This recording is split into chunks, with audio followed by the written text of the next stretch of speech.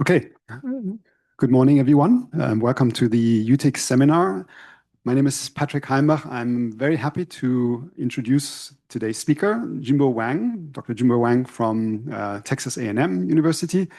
Jinbo is very well known to the SWOT community, the Surface Water Ocean Topography, recent satellite mission. He has a master's actually in atmospheric science from Peking University, then moved to the US, became a student in the joint program, MIT Woods Hole, where he worked on eastern boundary currents with Paola Malanotte Rizzoli and also Glenn Fleer.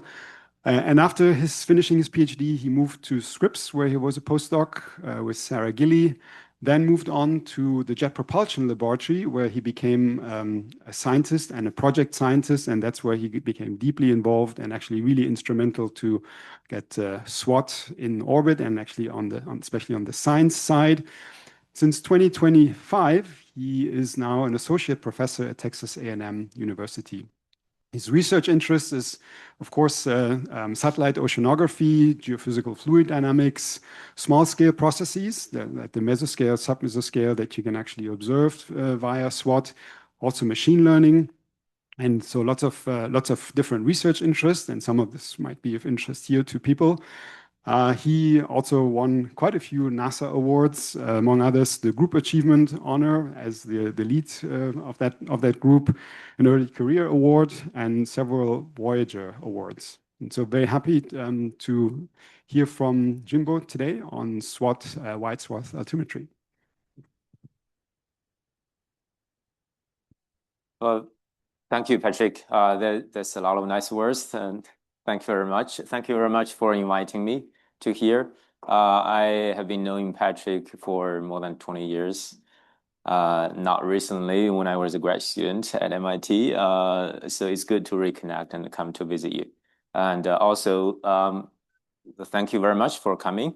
My name is Jinbo Wang. As Patrick introduced, I'm an associate professor from Texas A&M University. I was there for 1 year already. Before that, I worked on this SWOT satellite mission for 10 years at Jet Propulsion Laboratory in Pasadena, California. So it's amazing satellite. I worked a long time. I'm really excited to share some new results that published by ourselves and published by the community that showcase the capability of this new satellite. So before I start, I want to get a sense who are in the room, who are in the physical oceanography domain. Okay, and geology, geophysics, marine biology, chemistry. Okay, great. We have a super diverse audience today. I'm gonna tailor my presentation. If you get bored, raise your hand, tell me stop. Okay, let's get started. So basically, this is the outline of today's talk. First, I wanna introduce why even we talk about this mission, right? This mission was in development for 20 years, starting at the beginning of 2000. And by now, it's more than 20 years. Why even care about this?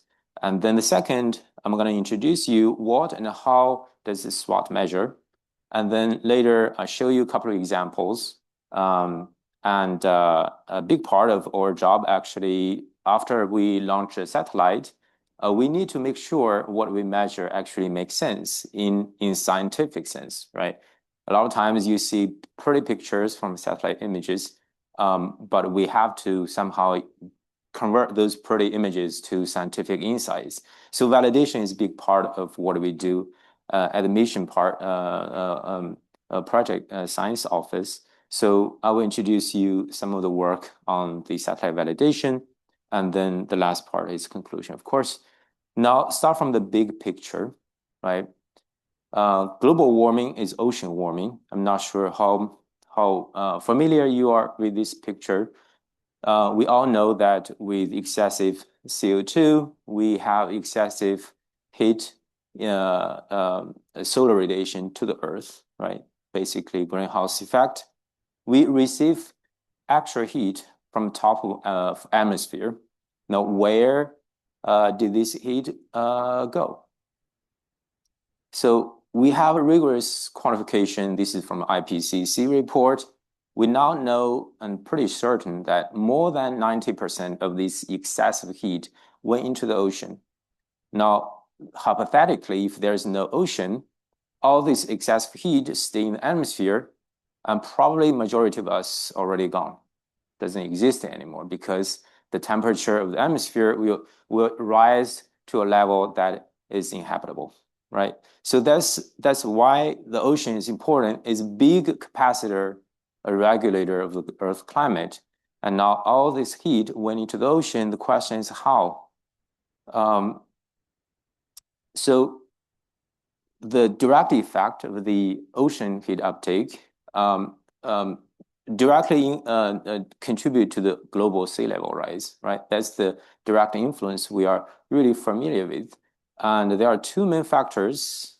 One is the ice melt, ocean mass. That's direct water mass contribution to sea level rise. But the second factor is the heat uptake, the thermal expansion. The thermal expansion is a direct influenced by the ocean heat uptake that warm up the water. So there are a couple of curves on this chart. The blue line from 1993 all the way to here give you the global average of sea level that observed by the modern satellite altimetry missions, which started 1992, 1993. And there are several other curves. This curve, the orange curve, give you direct calculation of the sea level rise contributed by the thermal expansion that observed by autonomous vehicle from the interior of the ocean, right? We call it Argo float that measure temperature of the upper 2,000 meters of the ocean. This is direct ice melt, right? So relatively thermal expansion is smaller than the mass contribution. Thermal expansion contribute 1.3 millimeter per year sea level rise, but is one of the two main factors in the sea level rise. So now we have been measuring the sea level since early 1990s from the sea level rise chart. Also, this gives you an illustration how we have been measured sea level through satellite altimetry.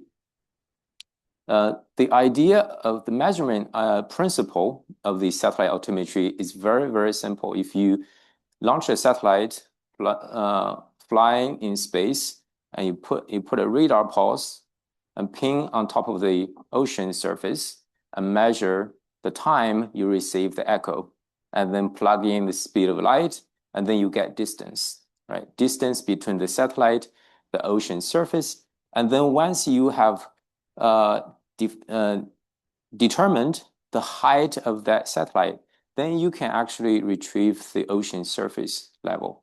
So there are a lot of corrections involved, but in the end, we can actually measure and retrieve and monitor the global ocean surface height with accuracy down to centimeters, right? This is what we have been doing, monitoring the ocean surface height in the last almost 3 decades, since Top Exposition mission, 1992, 1993. Since that mission, now we have, currently, I think we have 6 altimeter satellite flying on top of the 600-800 kilometer above us. Because we have multiple altimeters, we have more data, and with more data, we get more accuracy. Now, the altimetry mission measures sea surface height, but we can use the sea surface height not only calculating the global sea level rise, but also use some dynamics that use the spatial distribution, the shape of this sea level anomaly, and convert to the ocean velocity. Then you can derive ocean circulation. Ocean circulation give you a basic vehicle of the transport, right? Either transport and tracer, nutrients, as well as the heat, right? So this image gives you illustration what we have been able to do, use the altimetry mission that convert the sea surface height into velocity at larger scale and a mesoscale in a oceanography context, right? Mesoscale in the ocean is about several hundred kilometer large, right? So we can use 30 years of altimetry to study larger scale ocean circulation as well as the mesoscale ocean circulation. One typical example here, the loop current, right, and Gulf Stream, all those ocean currents at several hundred kilometers above can be accurately retrieved using sea surface height measurement. And those eddies can play a big role in transporting the tracers and heat horizontally. But there is a problem in the flaw in the conventional needle altimeter is that the observation is one dimensions, right? It's a radar altimeter, only see the nadir location, measure sea surface height as at the ground track of the satellite.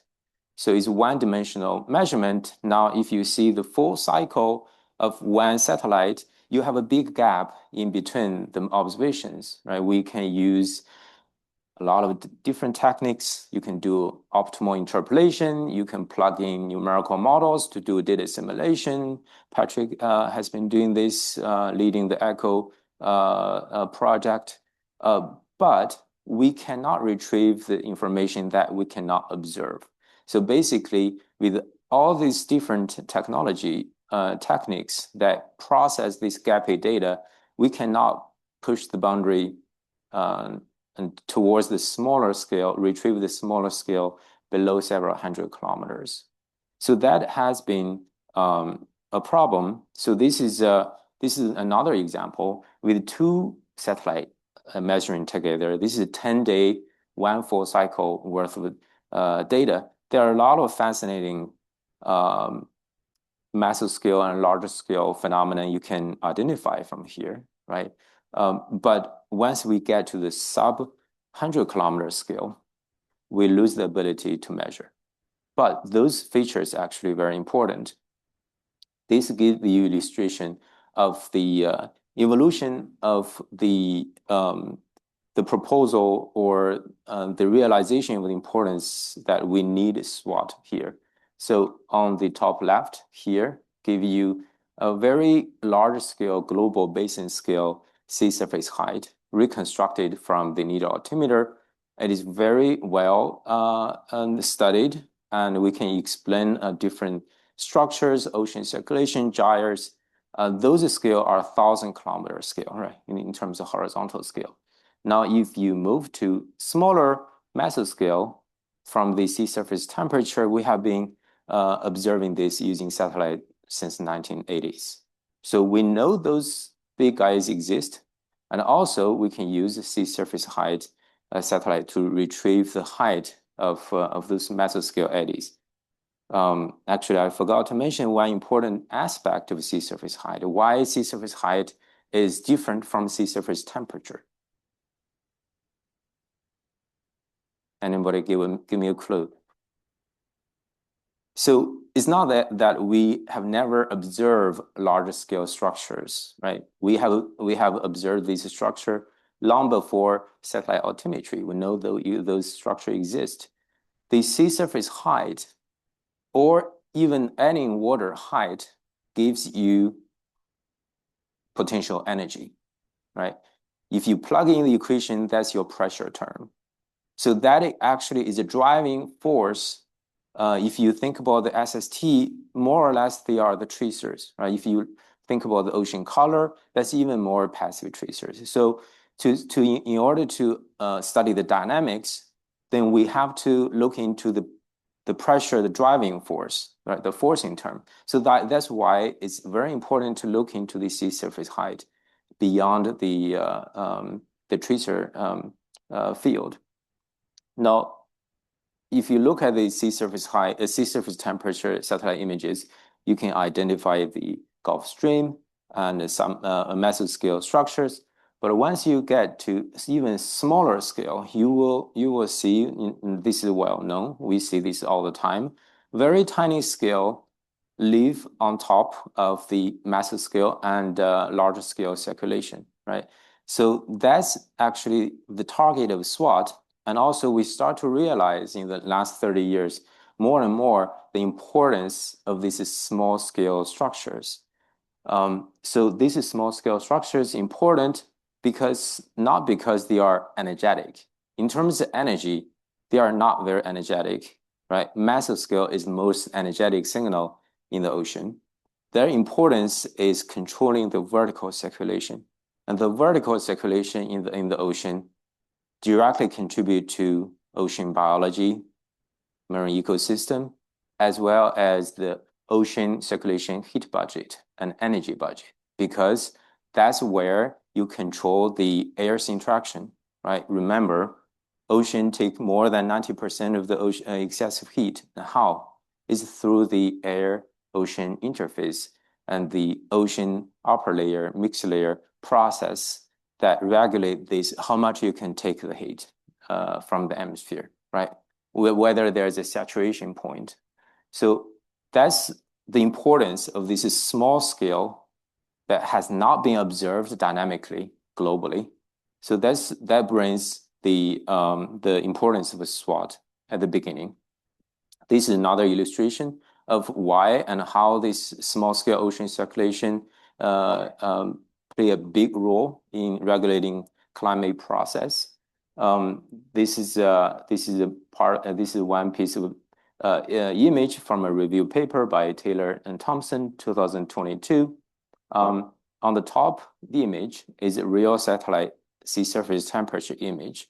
Right, you see a soup of different scale of turbulence there and created this sea surface temperature structure. Now, this cross section is an illustration that illustrate that a lot of vertical circulation, vertical transport happening at this small scale structure, right? So this one example is that if you have a cold front here, maybe 50 kilometer, 10 kilometer cross, and that this front associated with submesoscale vertical circulation and controlling the exchange between the upper ocean and deeper mixed layer. At the same time, because the circulation can transport, this also the vertical circulation and upper layer, especially mixed layer, contribute to biological carbon pump. I will go through this quickly.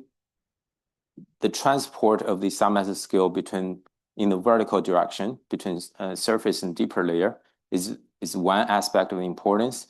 Another aspect is that the submesoscale, let's roughly define between a below 100 kilometer spatial scale, right, which is not very rigorous. Usually people use dynamical quantity to define submesoscale, but let's say just roughly below 100 kilometer that we never been observed before globally. Those lie in a very critical regime we call submesoscale turbulence regime. So if we think about the larger scale ocean circulation, those are quasi two-dimensional circulation because of the Earth rotation, right? Usually the flow try to organize them through layers, and most of the velocity is a horizontal direction. If we think about on another extreme spectrum of very tiny scale, like meter scale, that's a three-dimensional turbulence, right? In three-dimensional turbulence, either you X, Y, or Z, they are the same, right? It's not a layered. Now, some mesoscale lie in between that connect the two-dimensional circulation to three-dimensional turbulence. So this is important because if you think about the system, you have to think about energetic of the system, what force the system, what dissipates the energy, right? So that you understand the equilibration and the variability. And now if you miss a piece in the energy transport in between, then it's harder to piece the whole energy circulation together. right? So that's why submesoscale, this is another aspect of the importance of the submesoscale, is the contribution to the connection of the full energy cycle in the ocean circulation. Again, it's not that we have not been observed the submesoscale eddy before. We have, and we know they exist in the ocean. This is one example of the spiral visible in the photo of sun glint. This is taken 1992. Even before this, this is taken by astronaut on a space shuttle. These swirls is submesoscale eddies we talk about. Usually in this picture, they are about 10 kilometer, 20 kilometer wide, right? This is 1992, but even before this, Apollo mission astronaut actually also see this kind of a sun glint images and know that super tiny swirls in the ocean exist. But from these pictures, it's just pretty pictures. We don't know how strong they are. We don't know their velocity, and we don't know their depth, right? Is this just a 1 meter phenomenon or 100 meter phenomenon? So we don't know. And this is another beautiful picture from Landsat of the ocean true color. From here, you can even see like tens of meter level of scale ocean structure, right? So this reveals that ocean is fully turbulent. Not only we have three-dimensional turbulence, we can see the submesoscale turbulence all the way to the larger scale ocean circulation. The only missing part is the dynamics, is the pressure term, is the sea surface height term. So again, we have seen all of those, right? Before SWOT, before satellite altimetry, but we have not been able to do global coverage of their amplitude and energy. This is just give you illustration. This is animation done by MIT DSM group. I think maybe this is from Dimitri Menelis. This is 1/24 of a degree ocean. That's roughly 4 kilometer per model grid. This is surface ocean surface speed. Now we can see here a broad global picture where the largest scale ocean circulation is, right? The Gulf Stream, Crucial, the ACC, but also on top of it, a lot of small swirls here, very tiny scale, right? So we will not be able to observe this small scale structure globally, but this is the first time we see this using simulation. We know they exist and they are everywhere. This is particularly couple simulation at 4 kilometer, roughly 4 kilometer resolution. Now this one is at 2 kilometer resolution, global ocean, forced ocean simulation. The quantity shown in this picture is surface relative vorticity. You take the gradient of velocity and calculate get to the vorticity. Why are we doing this? Because we take the spatial gradient of velocity, then we exaggerate or highlight the submesoscale structure, right? So if you take the gradient, a larger scale will go away visually. We see this everywhere, right? This is the first time we have a global image of the submesoscale distribution.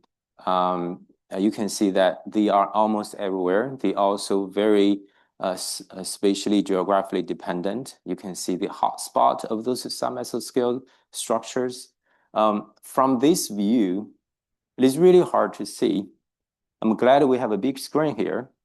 But if you look at the computer, these things actually look like noise. That's actually a true story. And these features was considered numerical noise at the beginning by mistake. And later we realized this is a true feature. Now let's zoom in maybe one section in the Southern Ocean. Now we see more. The eddies are everywhere. Some mesoscale structures are everywhere. And this is the Southern Hemisphere winter, and usually winter associated with the deeper mixed layer and deeper mixed layer. can generate more energetic submesoscale. Now, if we zoom even smaller region, right, we see a cascade of phenomenon of submesoscale from all the way from ocean scale to the kilometer scale. Those ocean turbulence showed up by submesoscale process is almost everywhere. It's very ubiquitous, and they have a huge influence. This is one example we did. We quantify the vertical heat transport that contributed by this submesoscale that has not been resolved or simulated before in a global simulation. We calculate the vertical transport of heat, W prime, T prime term, that directly control the mixed layer dynamics, directly control how much the ocean can interchange the heat with the atmosphere. We quantify this using this high resolution model simulation almost 8 years ago. The heat transport by the tiny scale below 50 kilometers, again, they are not energetic in terms of absolute energy, right? Mesoscale, 200 kilometer scale ocean circulation is more energetic than this, but they control the vertical transport. So their vertical heat transport is 5 times larger than the big eddies, like several hundred kilometer diameter, for example. So they are super important in this. That is the reason we need SWOT. SWOT has 2 objectives. Is more than $1 billion NASA flagship mission. Of course, it's multi-mission, multi-nation. NASA is one, but the whole budget actually is more than 1 billion. It's a very big oceanography mission, but actually there's 2 components in this. Oceanography is what we are doing, but also there's a hydrology component that I will not talk about today, but I will show you a couple of pictures. Why we spend that much money on this single mission?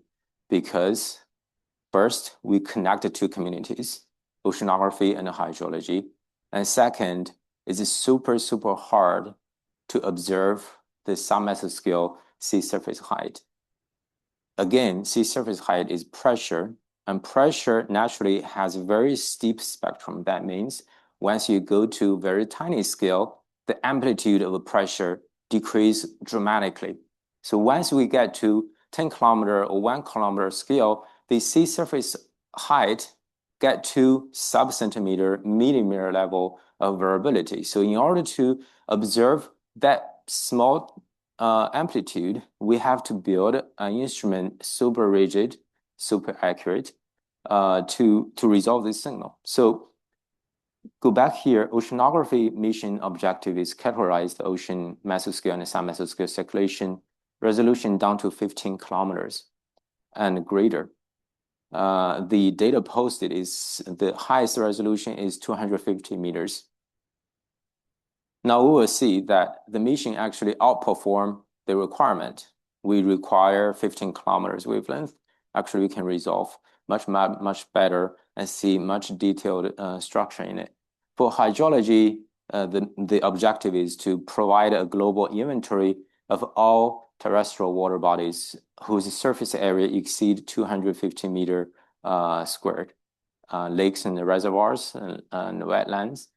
And this is used to measure the global storage change in freshwater bodies at sub-monthly, seasonal, and annual time scales, and also estimate the global change in river discharge at various seasonal time scales.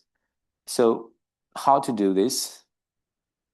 Basically, is quite simple in principle, right? We need to lower the instrument noise very, very dramatically, right? Noise contribute to observability. If you have a stronger noise, larger noise, then you cannot observe a small scale, right? That's very easy to understand. And then extend this one-dimensional measurement into 2 dimensions. If you remember, at the beginning, I said The one-dimensional needle altimeter have large gaps. You have to fill the information through some interpolation, right? Either simple interpolation or more intelligent interpolation. But we cannot retrieve the small scale by doing that.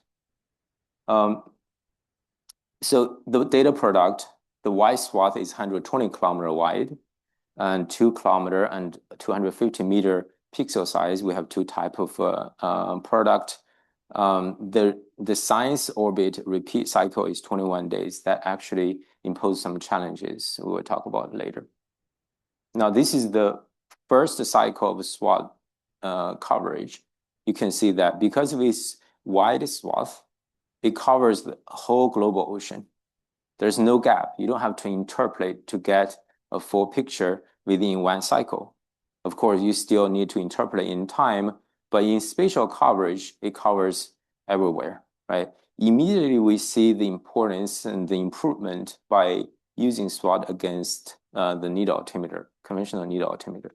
So this give you animation to show different places and zoom in to show you some examples and what are the small scales that we observe. On the background is conventional needle altimeter data product, interpolated, low resolution, but you can see the large scale and the mesoscale signal. The small scale is tiny amplitude. You have to zoom in to see that. Those are surface waves, right? Those are surface waves sub 1 kilometer. Those are the internal solitary waves that we see that before from SAR images, but we never be able to measure their amplitude. Now we have their energetics that we can calculate the energy. And the tiny, tiny submesoscale eddy is very, very clear from SWOT.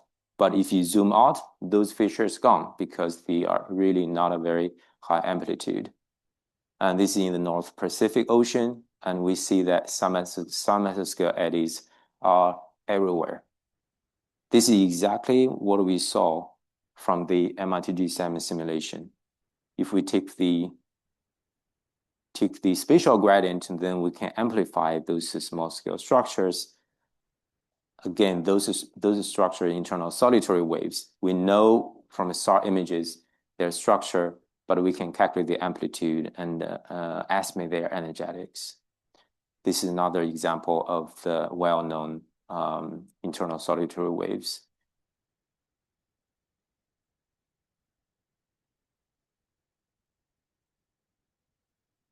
SWOT is approaching to the designed mission lifetime, 3 years this year. It's really fast. I thought it's just launched yesterday. But the community is putting a proposal to propose extend the mission lifetime because it really will be a bummer to bring it down with such high performance. So again, this is still image. If you take the spatial gradient of sea surface height, that's a proxy of ocean speed. You can see those structures pop up everywhere. This is internal solitary wave. If you do a cross section, you can actually measure the height of those waves. And from the height, you can calculate the energy. Now, this is just a couple of examples that in our paper as a showcase, right? This eddy we saw from the animation. This eddy is about a 20 kilometer in diameter. The amplitude is about 20 centimeters. Usually people don't get a sense what that is. It is a super nonlinear regime. We have a nonlinear non-dimensional number to measure the nonlinearity, right? It's Rossmann number. Usually Rossmann number less than 0.1. 0.1 usually associated with a large mesoscale, like 200 kilometer mesoscale, right? If you get to 1, it's super nonlinear. That means we cannot simply plug in a linear equation, convert from pressure to velocity. We have to do some math more sophisticated than that. we see this is more than one Rassmann number, right? So this is super nonlinear regime. That's what I meant in the title. We are entering a new era in studying the submesoscale ocean dynamics. We are entering the super nonlinear regime that we have to think about a lot of our tools, conventional tools that we have been using for studying altimetry and ocean dynamics. We need to reinvent a toolbox to deal with this kind of data. And this eddy this is sea surface height. Now, background in this picture is the sea surface temperature, and the background in this one is chlorophyll. You can see that the eddy is associated with the heat as well as ocean biology, right? Biomass. So that is giving a clue that we can use this measurement together to study biophysical interaction and in a climate context. So this, I'm gonna skip this. This is more like GFD type, but we show a case that we can track the eddy evolution and retrieve the vertical velocity, that gives you, vertical transport. Now again, the SAR images with internal solitone has long been observed, but from the image you can see only the structure, not the amplitude. But from SWOT, you can see the amplitude, right? If you do a cross-section, you see the structure of the internal solitary wave. We are super surprised by the amplitude. We first do this line, and if we do a back envelope calculation of the energy flux from these nonlinear waves, we get 8 kilowatt per meter from the nonlinear waves. In comparison, we have been doing needle altimeter in the last 30 years to retrieve the internal tides in the ocean. That flux is 0.8 kilowatt per meter. So these small scale nonlinear waves associated with order of magnitude larger energy flux. Now we want to push the boundary. Can we observe sub 10 kilometer eddy because the mission requirement is 15 kilometer wavelength, more or less? Yes, we can. This is just one example. These are two blobs, the low SSH measured by SWOT. Now, if you only look at this, a lot of times we think this is kind of a noise or errors. But if you have independent measurement, sea surface temperature, almost at the same time, 12 hours separated, we see these two eddies associated with typical roll-up instability, right? So with SST and sea surface height, we can actually retrieve a lot of information we cannot observe only from surface. So if we fit the size of this eddy that we saw from the previous slide, and the radius is about 3.9 kilometers. Again, the amplitude of this eddy, theoretically, we predict is almost a millimeter level, but this eddy is like 2 centimeters, right? This is another surprise. We still have needed to dive deeper to understand why we see these strong submesoscale eddies. It's not like we observe and the happy story and we are done. We don't understand actually why this tiny eddy has a so strong amplitude. Now go back, connect to what we said at the beginning. First time we see a global view of submesoscale is through the high resolution MIT DCM, almost done 10 years ago.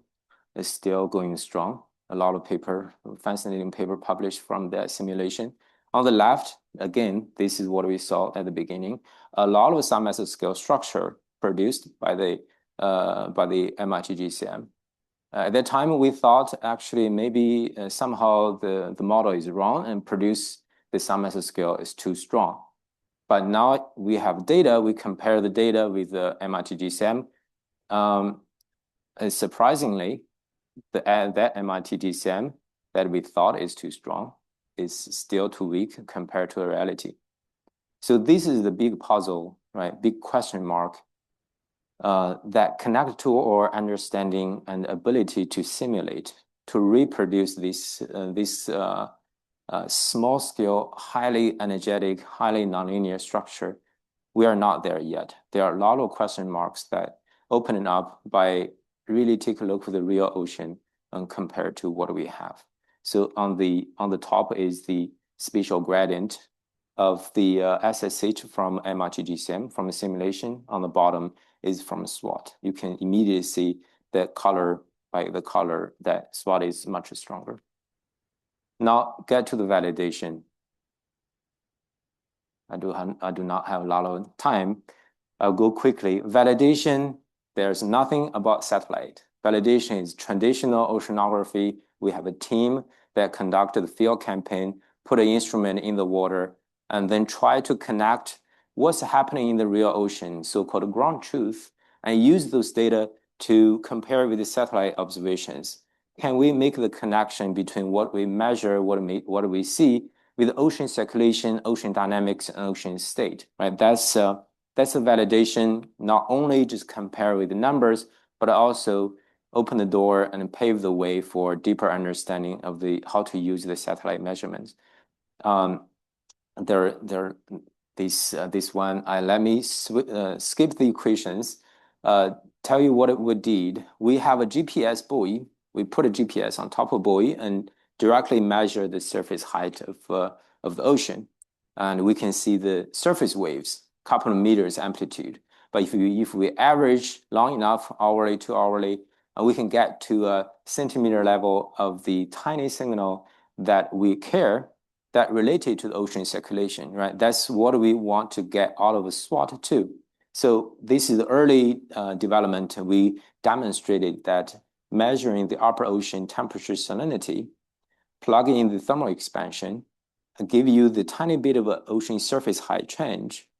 And that change is in sub-centimeter level of variability, actually can match what GPS saw. And on top of that, GPS has more noise and errors than the subsurface measurement. So in the end, we use that as a test. In the end, we adopt a very non-conventional way of satellite validation. Nobody ever done it before. Is that let's observe the ocean surface temperature and salinity of upper 500 meters and use that derived steric height, basically thermal expansion anomaly, use that as a proxy, as a ground truth, and to validate SWOT measurement. Now, I have a privilege to work at JPL, and the benefit is that you have an engineer team and a science team in the same building. This is a crazy idea. Satellite validation, you need to observe what's the real surface of the ocean. How can you observe the upper 500 meters temperature salinity and use whatever you derive from that and validate SWOT measurement, validate satellite measurement. So usually people, the mission use tide gauge, right? There are several tide gauge in the global coastal region, and we use that to compare with the satellite measurement because that's the true sea surface height. So you compare apple and apples. By observing and deriving a proxy, you have to plug in a lot of assumptions in order to make it work. So at the beginning, it's not very clear, obvious, and this can succeed. But I guess ocean physics is amazing. So plugging in the equations, we did it. In the after the satellite launch in 3 months, we put 11 moorings and a lot of gliders in the water. This is California coast, about 300 kilometers offshore. We deployed these 11 moorings along the line underneath of SWOT, and so that we can observe the high frequency variability of the temperature salinity in the upper ocean. We have a lot of partners involved, a lot of activities during that time, including S-mode. But in the end, we actually did pretty well. There is a mission requirement, there's a rigid document and how you can validate and what is the requirement. we actually can declare that a SWOT meet the requirement by at least a factor of 2, sometimes even factor of 4 with different assumptions. So each line, you don't have to read all the details. The black line and red line represent SWOT and in situ reconstruction. Sometimes if you see the big small wiggles, they covary even at millimeter level of accuracy. This serves 2 purposes. First, of course, we want to validate, right? Because every NASA mission you need to validate is your original science requirement met after the launch, right? That's the first question. That's the dominant, that's the major objective of our campaign. Yes, we did it. But to me, as oceanographers, the more important thing from this campaign, from this analysis, is really connecting SWOT measurements with the real ocean physics, right? What we measure, again, is not only pretty pictures as we saw from the animation and the images. Actually, those information mean something in physics, in dynamics, so that in the future, we can use this information and retrieve subsurface information, because we measured the subsurface, 500-meter depth, and use some equations, compare with the satellite, right? So this information already translated into the matching with the satellite. So the matter is, how are we gonna take advantage of what we did here and derive some models, either use empirical model, machine learning model, doesn't matter, but here the result shows you there is a connection. If there is a connection, there must be a way to use the information, propagate, and get a 3-dimensional subsurface ocean state. So I think I'm going to skip this portion. We did just test a small scale eddy case and try to show that we can use sea surface height, sea surface temperature together, retrieve the vertical extent of this eddy. I just show a result here. This eddy, as I showed, has a vertical extent of 250 meters if we plug in this is scaling analysis, right? Because the scaling analysis physics is simple. It's just thermal expansion. If you have cold water, usually SSH is lower because colder, denser, then lower SSH, right? Principle is very simple. Now, back to this eddy that we published. This is 1,000 meters. This is crazy, right? The vertical depth extension of this small scale structure that deep is quite remarkable. This is another thing that I don't understand. I don't know whether this is true. This is beyond our ability to validate, right? This is from a 250-meter product. If I do a little bit of smoothing, take the spatial gradient, now I see so much of a filament structure. This is the eddy we saw, 8-kilometer diameter. A lot of small scale SSH gradient. Again, SSH gradient is correlated with the ocean velocity, not linearly, but it's approximate ocean velocity. Is this structure real or not?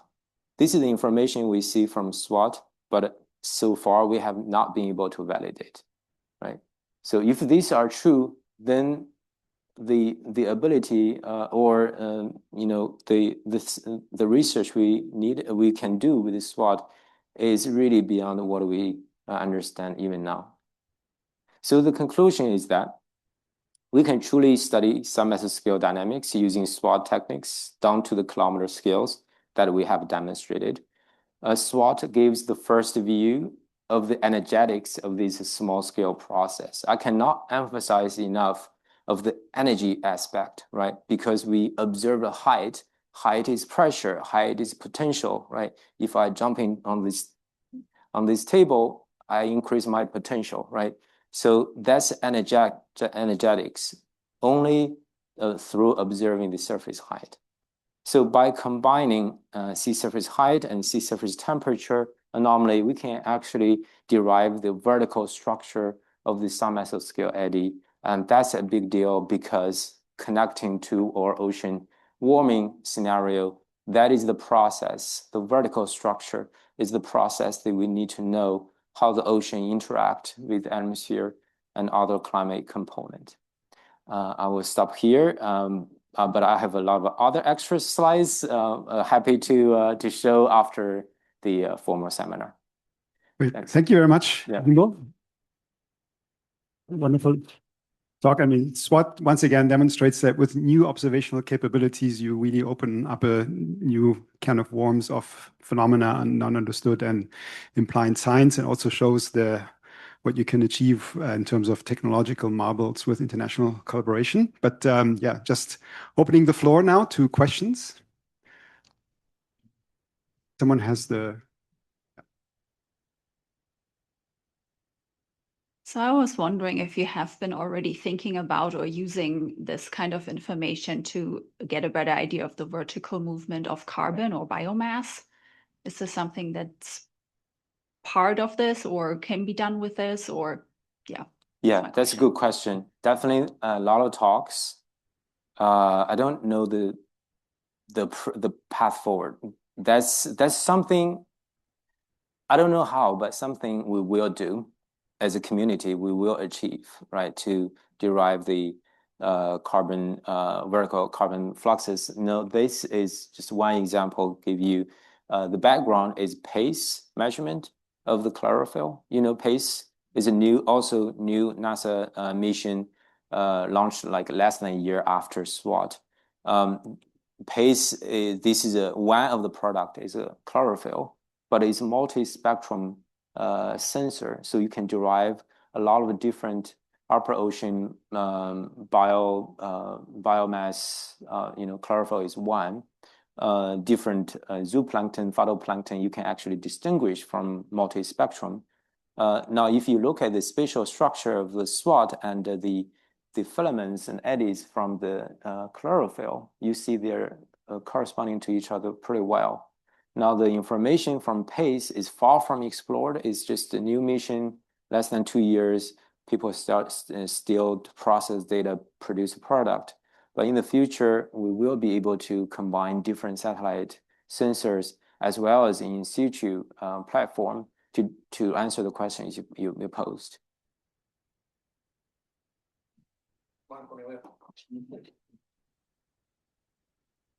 Nice catch. You know, the big question, of course, is as the planet warms, people are worried about the thermohaline circulation, things starting to slow down. There are indications in places like the Gulf Stream where that may actually be happening. And so the question is, the end game here is the energetics of the ocean. How does it respond to warming? And are you seeing any indications? One of the surprises, I guess, is that the mesoscale circulation is stronger than the models suggest. What's your take on where this ends up on the big question, which is whether warming reduces the overall energetics of the ocean? That's a loaded question. Thank you. Yeah, I'm thinking a lot of aspects I'm not qualified to address, right? Let me just think about the submesoscale aspect in this. First of all, we have 3 years data. It's too soon to connect any climate change signals. And also, if you think about what do we know from a simulation, because we don't have a measurement, long-term measurement of these small-scale structures. From the simulations, we are in an infant stage to address that question. What is the effect of the submesoscale? Two ways, right? How submesoscale change the climate scale phenomenon, and also on the reverse, how climate change gonna change the submesoscale structures. I may not fully aware of the literature, but I don't think we have the answer right now. We have, we can guess, right, to make the connections. Climate, you know, ocean warming, the mixture shallow, thermocline deeper, and then it's more stratified, and more stratification will reduce the vertical circulation instability, mixed layer shallowing We can make that connection, but we cannot prove it. That's another thing that submesoscale is a mystery, because in the past 20 years or 15 years, the submesoscale process has been missing in the global simulation models, right? Because the grid is too big, we cannot reproduce those. We have to parameterize those. The parameterization of the effect of the submesoscale process is not perfect, but the sensitivity of a climate signal already show in these models. If you tweak the parameter a little bit, and then you can see the large-scale propagation of the effect of this only change of the parameterization. So that's from the modeling perspective. But I think that's a mystery, either is important or not important for climate scale from submesoscale is something we need to answer. Right now, US CLIVAR has a working group. We are thinking exactly this question, how to connect a submesoscale and a larger scale and vice versa. So that's where the money comes from eventually, right? I mean, the satellite expeditions are expensive. And unless you sneak up on that big question, right? I mean, not right now. Maybe 4 years later. But I totally agree. I think that's the planetary scale question we need to address. That's how we build our future missions. Yeah, yeah. Emma. You guys are good catchers. Great talk. I guess it's kind of playing off of what Jamie just said, and it's do you see any types of mesoscale structures that you're seeing some sort of time stability with, like as this has progressed over the 3 years? Are you seeing like certain structures be more, stable in time, like you see them every time you go over with the SWOT, or how does that change? Yeah. Again, 3 years is too short to long-term change, and also we do have a very large seasonal variation. In the winter, submesoscale really getting strong because the mixed layer is deep, the surface cooling, generate a lot of small scale structures. We can see from SWOT 3 years, we can see very nice seasonality. This because the seasonal signal is so strong, with only 3 years, we cannot see any deviation from a seasonal signal because the seasonal variability, the amplitude is really large. But long-term change, maybe 10% or 5% of the seasonal variability, that signal is something we cannot see right now. But just analyzing 3 years of data, we don't see a abrupt change or a trend or something. Yeah. We have a remote question asking for Chaoyang Zhang. He says, sorry for the naive question, but just to circulate back to the question you raised, what is the differences between SSHA and SSTA, or why do we need both of them? Thank you. Yeah. A great discovery usually start from naive questions. So I really appreciate that. And it's not a naive question either. So if we think just intuitively, if you have a SST, you have to understand satellite measure SST is a surface layer, skin layer, right? Depends on which wavelength band you use, you cannot penetrate deep. So SST only representing sea surface temperature. You don't know how deep this is. Maybe it's just 1 meter of anomaly. Below this 1 meter is completely different ocean state. Now, ocean surface height, as I showed, you can integrate the temperature or density anomaly of vertical 500 meters and get to the surface height anomaly. That's your true surface height anomaly compared to the satellite. What does that mean? That means SSH is integrated quantity of the upper ocean, right? It is a surface measurement, but it has information of the vertical structure. So by combining SST anomaly and SSH anomaly, then you know what you see of the SST of the vertical extent, right? If you have SST anomaly only 5 centimeter level thickness, if you integrate vertical 500 meters, you will lose that signal. But if you see a SST there SSH anomaly there, then you know this thermal anomaly actually extend deeper. Good question. I have a question maybe. How well is SWOT understood in once you approach the coastal region? So that in general, the global coast, but maybe even also the margins of the polar ice sheets. How well is the SWOT signal understood there? Yeah, so SWOT really connect multiple communities together. If you think about the measurement, there's no discontinuity. SWOT measure is just continuous.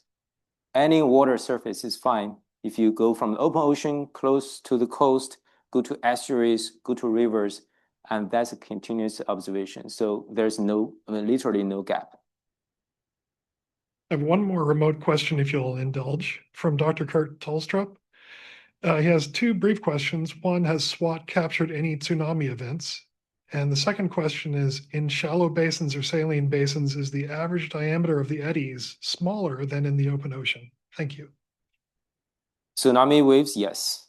This is happening last year, right? We directly compared a model prediction and a SWOT on top of each other. They actually match pretty well. This is one example produced by JPL team. The second question is the eddy size between open ocean and coastal. Is that okay? Yes, there are a lot of coastal phenomenon that's not only eddies but also filaments and jets. Maybe it's not super accurate just to use eddy size to quantify the different regime. But the people start to use SWOT connecting the open ocean and coastal region. This is one paper submitted, maybe Nature recently. The manuscript is available online, open source, open.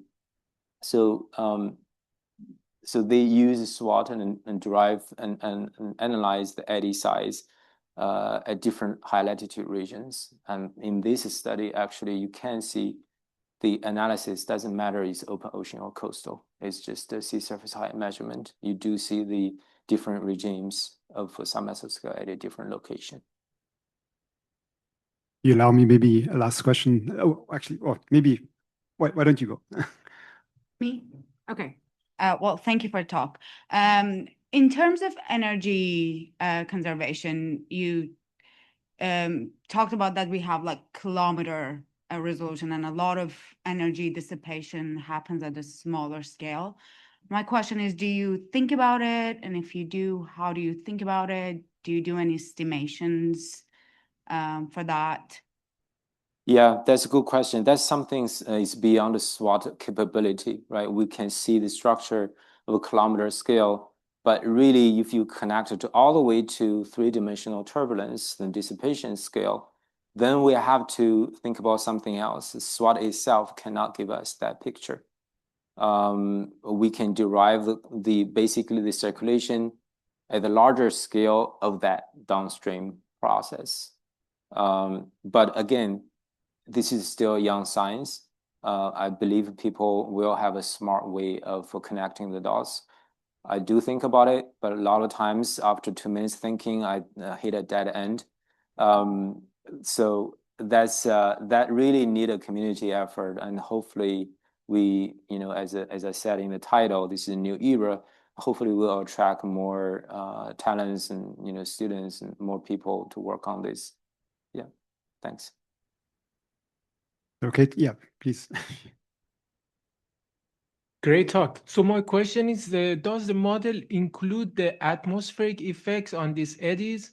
Maybe part of the energetics that is missing in the model compared to the satellite data is in just neglecting some of the atmospheric effects, like basically the large phenomena that you can find in the atmosphere, and basically it influences the eddies in water. Yeah, that's a wonderful question, right? Air-sea interaction at small scales. We know that at large scale, ocean is driven by the wind. When the atmosphere put energy in the large scale ocean circulation.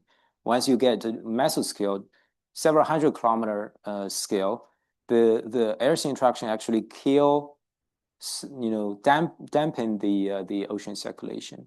Now, once we get to submesoscale, we actually don't know right now. We can calculate, but we don't have enough wind spatial resolution to match SWOT resolution in order to draw a conclusion, right? The wind products is still a coarse resolution. We don't really know. We can see from a coupled high resolution simulation, but in terms of observations, I don't think we have enough data to make a quantification there. But yeah, so that could be. My knee-jerk reaction is probably we need to think both, dynamically and thermodynamically, the coupling in these spatial scales. Maybe allow me a very quick last question. The Altimetry has sort of this remarkable 30-year record now that allows us to measure sea level change with remarkable accuracy. How about, is there a prospect that Wide-Swath Altimetry will succeed that? So will there be SWOT follow-on missions to basically establish a long-term record to study climate phenomena at small scales for the foreseeable future? Yes, that's a good question. I don't know. That's a discussion point right now between agencies, right? NASA, ESA. But so far, what I feel is that the nadir altimeter mission will continue unless we build a robust case that we know the new instrument so that we can replace the old instrument. But because the old instrument is always follow the same orbit, so we know we don't have a sampling issue. So when we calculate the global mean sea level, we know for sure what signal belongs to the ocean, what signal belongs to different missions. That's a mission continuity. So it will continue to observe the climate variables. But at the same time, ESA is building the next generation, called it S3, S3 NGT, next generation global, I think, forgot ocean topography mission is adopt this technology with a little bit of a reduced resolution so that it will be cost effective. This one, we know we can observe kilometer scale phenomenon, but for global sea level science, we don't need that much of a resolution, so we can cut the cost. The new concept is that use a twin satellite, reduce the resolution to 50 kilometer. But it's cheaper. We can build a 2 satellite so that we can increase the temporal resolution and shorten from 21 days to 10 days per repeat. So we have more data coverage and study the time variability. Okay, wonderful. Thank you very much, Jinbo, and once again. Thank you. Thank you for coming. So for the students who wanted to join Jinbo for lunch, we're going to delay this by a little bit to 12:30. That gives time for one researcher who wanted to talk to him right after the talk. So we'll meet maybe in front of 22, so in front of my office in the second floor for those who are interested in joining for lunch.